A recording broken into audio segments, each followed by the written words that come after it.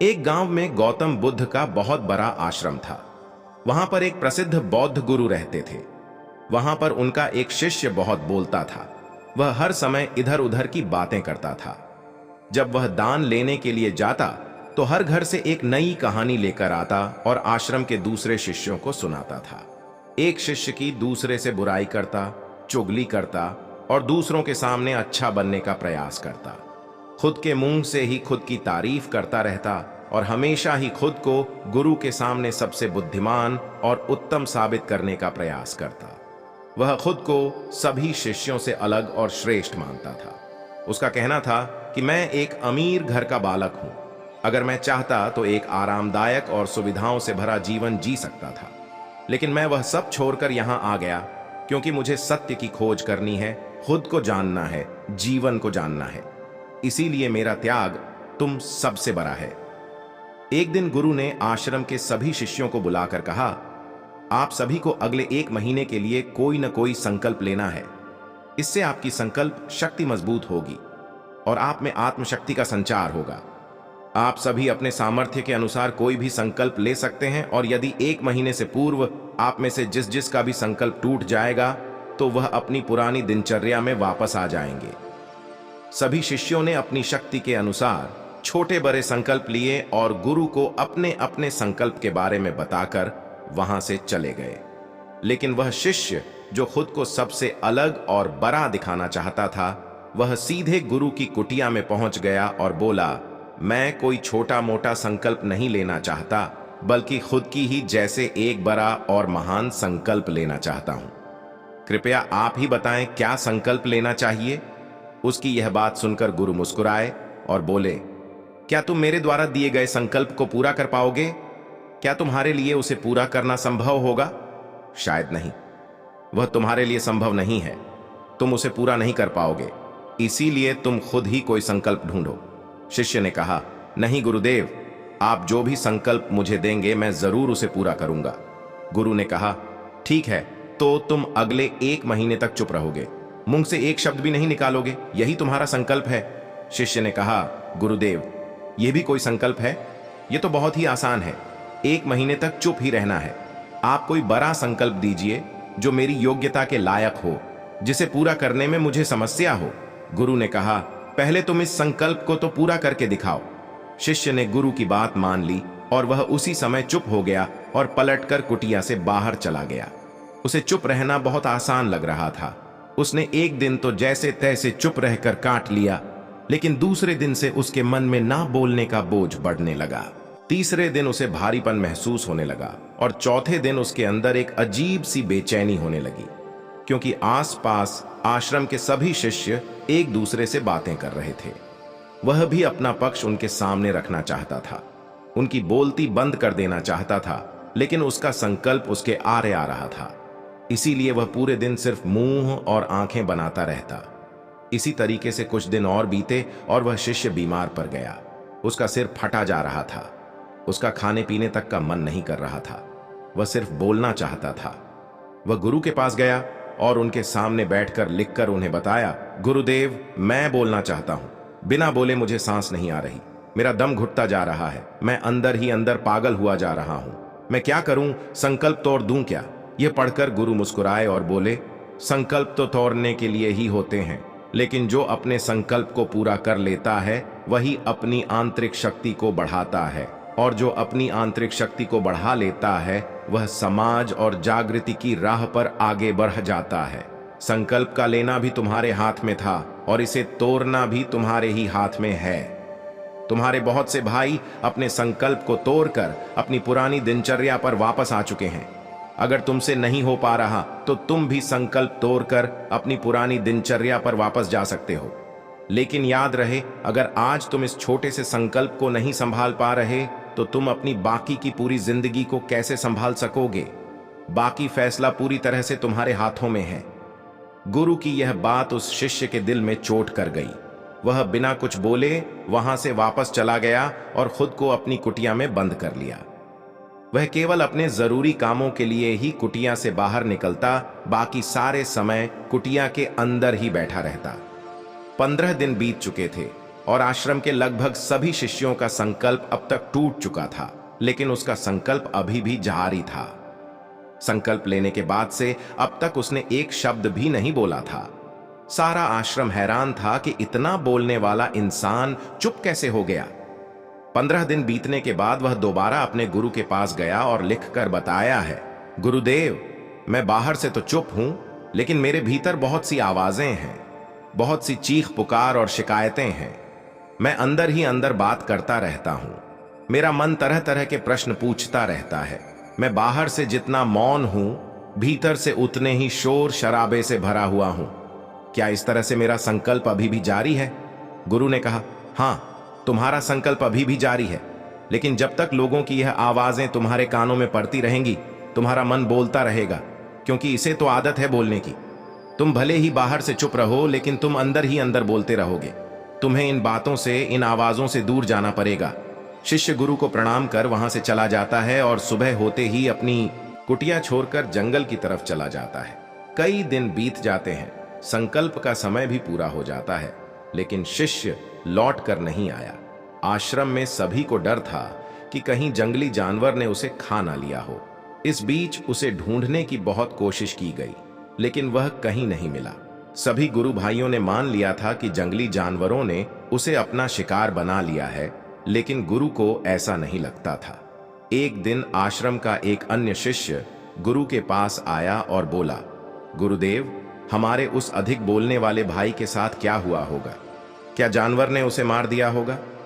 गुरु ने कहा, हो सकता है कि जानवरों ने उसे अपना शिकार बना लिया हो, लेकिन उसके न लौटने की एक दूसरी वजह भी हो सकती है। शायद उसे वह मिल गया है जिसके लिए वह गया था। फिर शिष्य ने पूछा, गुरुदेव, क्या ज्यादा बोलना इतना हानिकारक होता है? गुरु ने कहा, इंसान के जीवन के बहुत सारे दुखों में से एक दुख यह भी है कि वह कभी चुप नहीं रह सकता। हमेशा कुछ ना कुछ बोलता ही रहता है। सिर्फ हमारे बोलने के कारण हमारे आधे से ज्यादा दुख पैदा होते हैं। परिवार के अधिकतर झगड़ों की वजह हमारा बेमतलब बोलना ही होता है। हम में से कोई भी चुप नहीं रहना चाहता। हम बस सामने वाले को सुना देना चाहते हैं। जो भी हमारे मन में है, सब निकालकर उसके मन में बैठा देना चाहते हैं। उसे समझा देना चाहते हैं कि देख, तू गलत है और मैं सही। और इस तरीके से सब एक दूसरे की सरी गली बातों को ग्रहण कर रहे हैं। इस तरीके से सुनने और सुनाने का यह काम जिंदगी भर चलता रहता है। लेकिन इस ना समझ में हम अपना समय, अपना जीवन, अपनी समझ और सबसे महत्वपूर्ण व कीमती पल जो जिए जा सकते हैं, जिनको अनुभव किया जा सकता है, जिनमें आनंद को प्राप्त किया जा सकता है, ये सब खो देते हैं। लेकिन इसके बदले हमें मिलता क्या है? कुछ नहीं।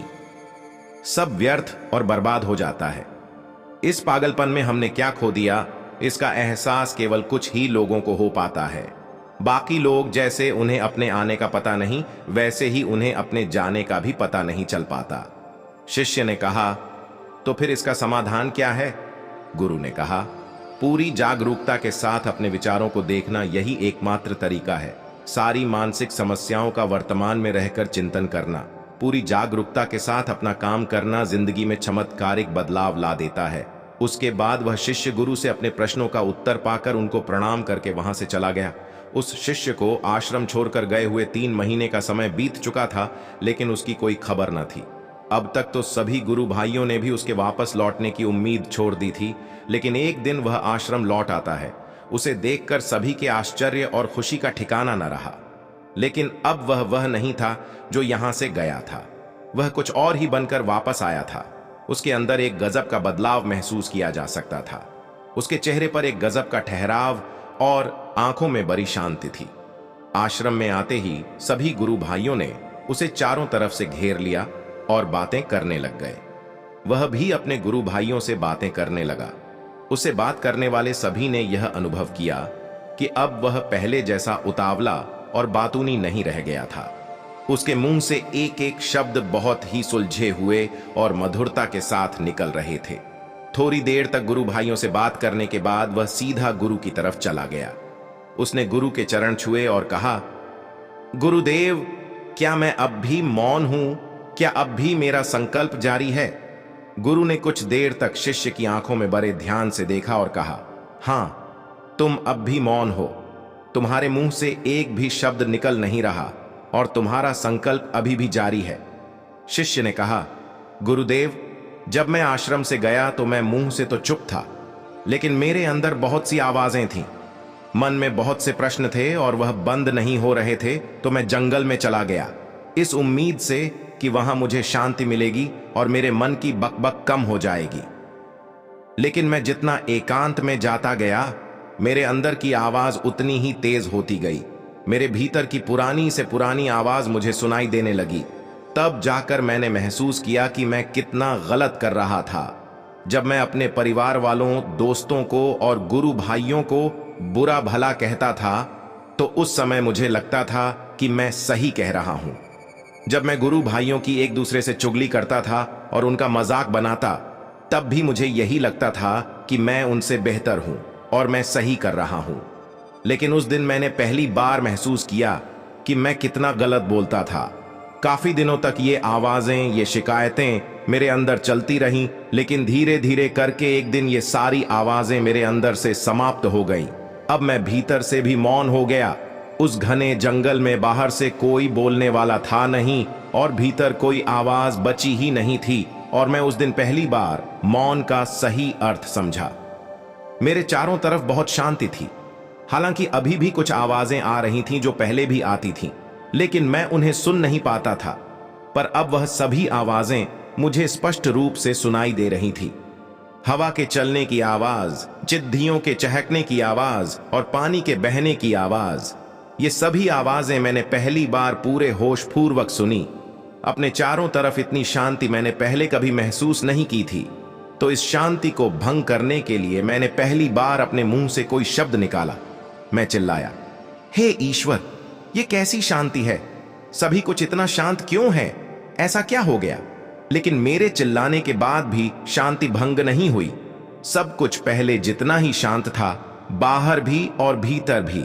हे गुरुदेव, मैंने अपने गुरु भाइयों से बात की, मैंने आपसे बात की, मैं बोल रहा हूं, मैं चल रहा हूं, मैं सब कुछ देख रहा हूं, लेकिन मैं अपने भीतर एकदम एकांत में हूं, मौन में हूं। भीड़ में होता हूं तब भी भीतर से अकेला एकांत में होता हूं। जब मैं खुद में भी शोर करना चाहता हूं तब भी एकांत में ही होता हूं। अब सब दिखाई पड़ने लगा है, सब सुनाई पड़ने लगा है।